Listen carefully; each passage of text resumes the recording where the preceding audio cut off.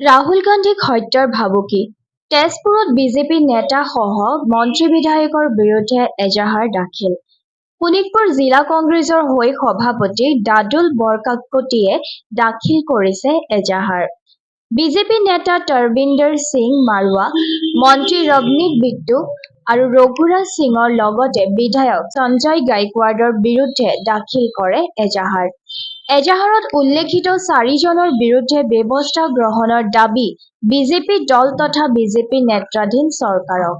আমি শোণিতপুৰ জিলা কংগ্ৰেছৰ তৰফৰ পৰা ৰাহুল গান্ধীৰ ওপৰত যিকেইজন বিজেপি নেতাই অশোভনীয় মন্তব্য তথা হত্যাৰ ভাবুকি দিছিলে, আজি তেখেতসকলৰ এগেইনষ্টত 4গৰাকীৰ এগেইনষ্টত আজি আমি ইয়াত এফআইআৰ দিছোঁ আৰু তেওঁলোকক অনতিপলমে এই চৰকাৰে গ্ৰেপ্তাৰ কৰিব লাগে।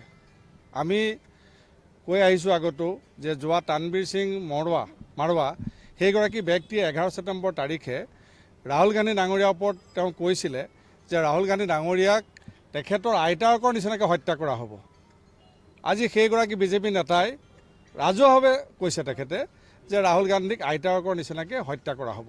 গতিকে ৰাহুল গান্ধীৰ ওপৰত আজি মৃত্যুৰ ভাবুকি প্ৰদান কৰিছে।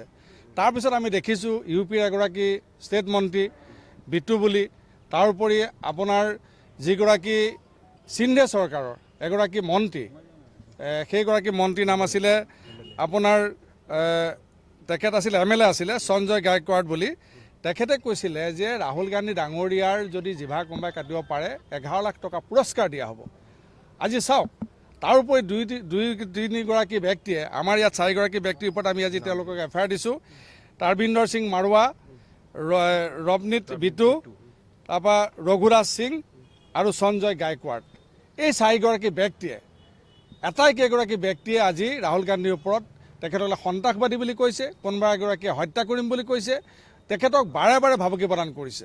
গতিকে এই 4গৰাকী বিজেপিৰ যি মন্ত্ৰীও আছে, MLAও আছে আৰু বিজেপি নেতা আছে, এই 4গৰাকী ব্যক্তিক অনতিপলমে বিজেপি চৰকাৰে এৰেষ্ট কৰিব লাগে। আজি তেওঁলোকৰ এগেইনষ্টত আমি শোণিতপুৰ জিলা কংগ্ৰেছৰ তৰফৰ পৰা আমি এফআইআৰ দিছোঁ।